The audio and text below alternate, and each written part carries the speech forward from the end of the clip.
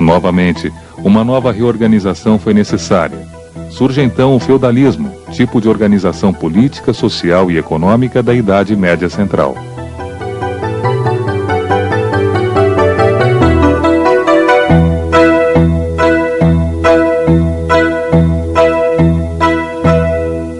Com as invasões germânicas nos séculos IV e V, os grandes senhores romanos abandonaram as cidades e foram morar nas vilas, as propriedades rurais.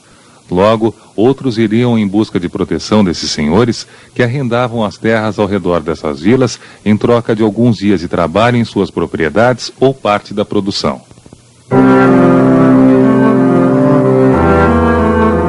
Instituiu-se assim o colonato, relação onde o camponês deveria ficar preso à terra arrendada até sua morte.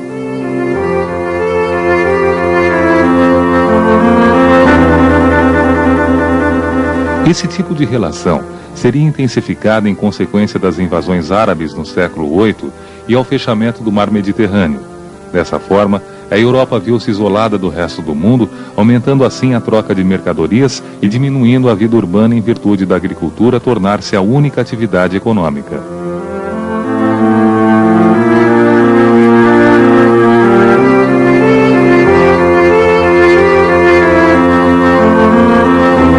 Como consequência, surgem os feudos, um castelo que era a habitação do senhor feudal, e ao redor, uma aldeia, as terras cultivadas, pastos e bosques, onde produzia-se o necessário ao próprio sustento do feudo, com o comércio feito à base de trocas. Podemos dizer que a sociedade feudal apresentava 3 camadas.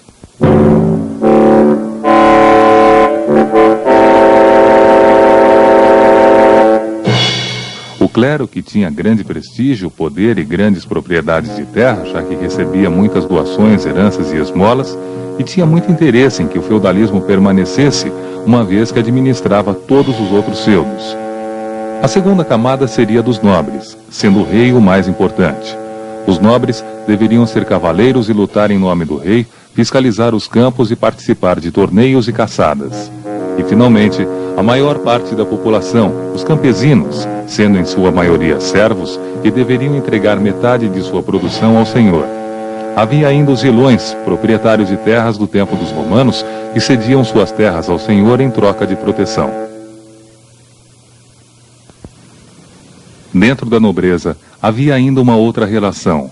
O senhor feudal entregava terras a outro nobre, um vassalo, que em troca iria jurar lealdade e prestar serviço militar a esse que seria seu suzerano.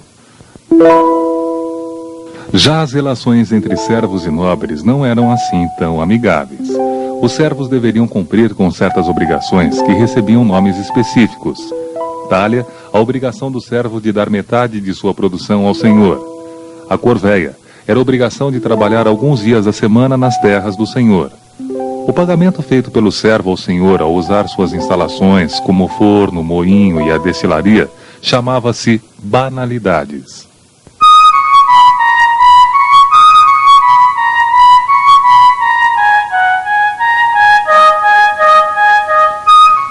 Notamos que havia relações entre as camadas dessa sociedade. Porém, no topo estava a igreja, a mais poderosa instituição da Idade Média. Influindo tanto na sociedade quanto na economia e na cultura, a igreja chegou a ser proprietária de mais de 60% da Europa, construindo impressionantes catedrais entre os séculos XII e XIII.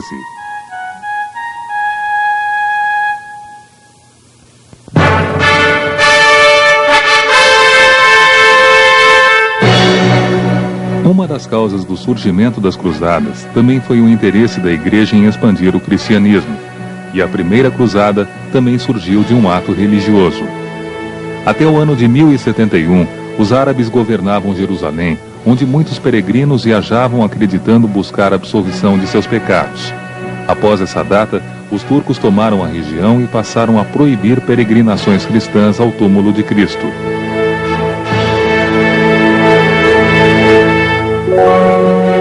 Em 1095, o Papa Urbano II começou a encorajar príncipes cristãos a comandar peregrinações a fim de reconquistar a Terra Santa.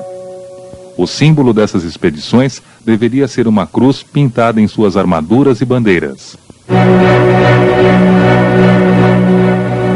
Deste ano até fins do século XIII, podemos dizer que foram 8 as cruzadas mais importantes, além de uma cruzada popular que partiu para Jerusalém sem armas ou comando, sendo totalmente dizimada pelos turcos no ano de 1096. Em agosto do mesmo ano, partiu a primeira cruzada organizada por nobres. Reunindo 300.000 cruzados em Constantinopla, essa cruzada conseguiu tomar Jerusalém em 1099. Porém, com o fracasso das demais cruzadas, Jerusalém foi retomada pelos islamitas em 1187 e jamais foi reconquistada pelos cristãos.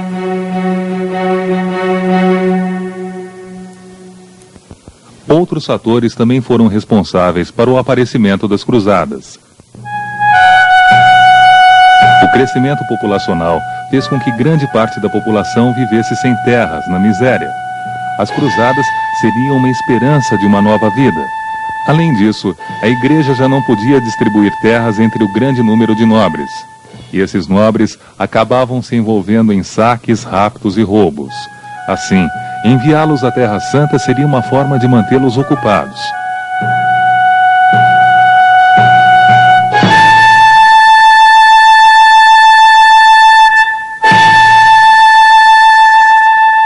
Por fim, as cruzadas não conseguiram reconquistar a Terra Santa, mas completaram a reabertura do mar Mediterrâneo, o que possibilitou as relações entre Oriente e Ocidente, colaborando dessa forma para o fim do feudalismo e o início de uma era comercial.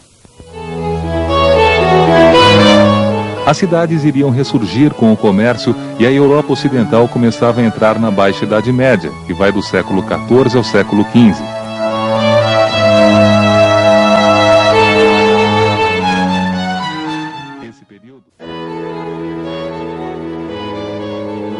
Até agora, a sociedade era representada pelo clero, nobres e servos.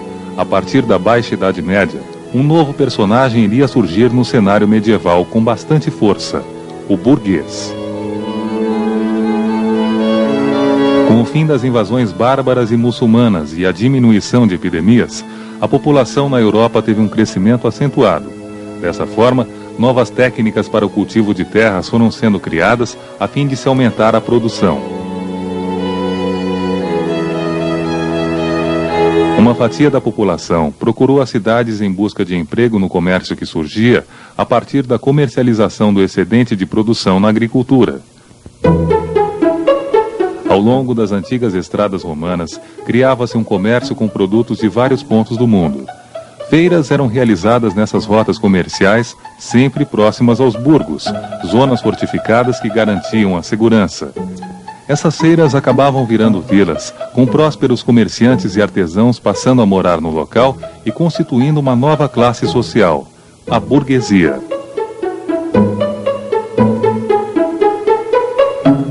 Em bem pouco tempo, essas vilas eram cercadas por uma nova muralha externa de proteção. Como os senhores feudais queriam cobrar impostos pelas terras ocupadas, os comerciantes e artesãos resolveram unir-se em corporações para lutar contra isso. Além disso, essas corporações regulavam o monopólio de produção e comercialização de certos produtos em determinadas regiões, fixavam preços e salários e até a qualidade dos produtos. Notamos que uma nova mentalidade estava se instalando. Ao invés de ser um nobre heróico ou um homem santo, o burguês preocupava-se em enriquecer e fortalecer suas atividades. Agora, a moeda seria imprescindível para o comércio, acabando de vez com a relação de troca. E a ideia de unificação da Europa chegava ao fim com o surgimento de monarquias nacionais.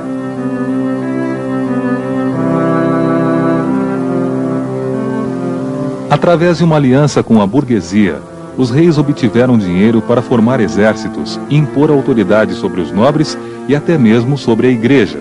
Estava formada a base para o Estado moderno.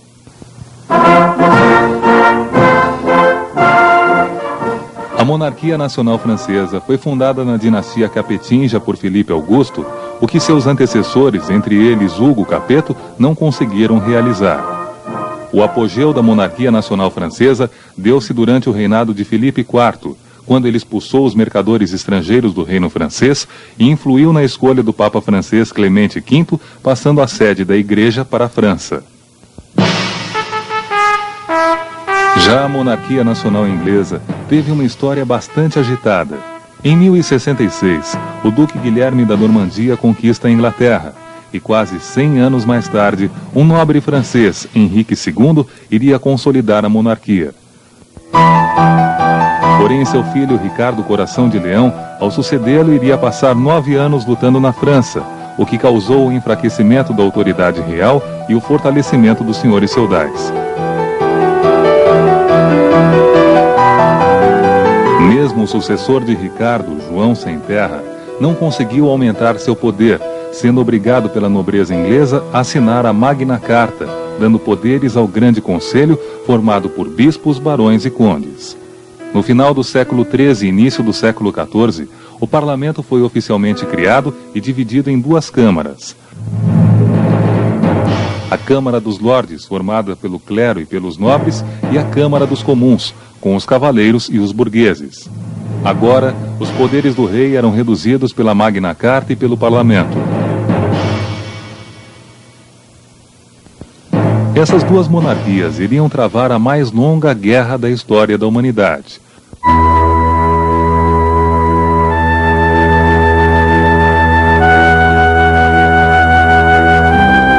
Foram 100 anos, de 1337 a 1453, que franceses e ingleses guerrearam disputando a região industrial de Flandres e a posse do trono francês, reivindicado pelo rei da Inglaterra, Eduardo III.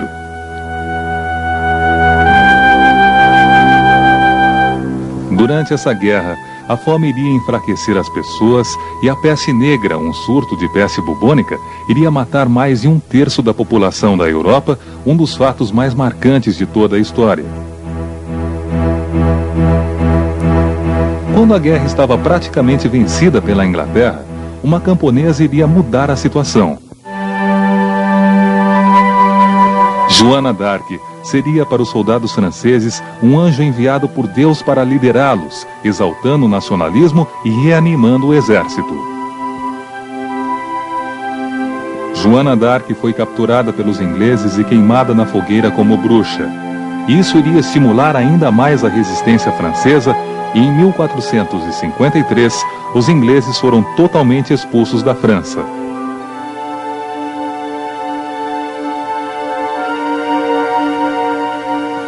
A derrota fez com que uma guerra civil explodisse na Inglaterra.